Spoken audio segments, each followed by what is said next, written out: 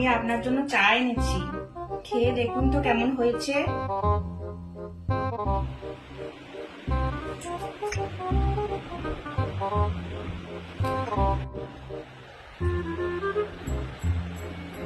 দারুণ হয়েছে মা, দারুণ হয়েছে চাটা, খুব ভালো হয়েছে।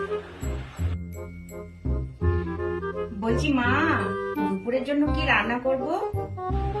না মা, আজকে একটু ডিমের ঝোল করো, ডিমের ঝোল আর ভাত করো, আর কিছু করতে হবে না।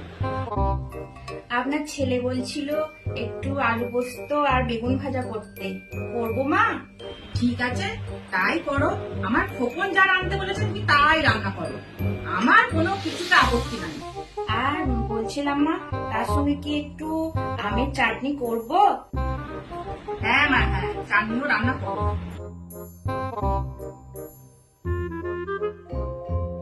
বৌমা, ও বৌমা, তুমি এত বেলা পর্যন্ত শুয়ে আছো যে, কখন রান্না বান্না করবে?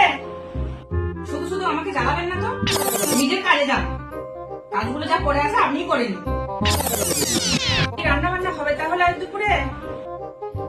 অত রাঁধতে পারতে আমি পারবো না, রোজ রোজ রান্না করা আমার পক্ষে সম্ভব নয়। আপনি কি ভেবেছেন আমার বাবা কি বিয়ে দিয়ে কাজে ঝি পাঠিয়েছে আমাকে?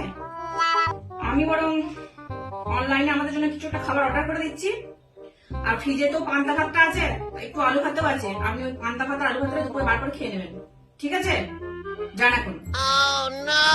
No, no, no, no.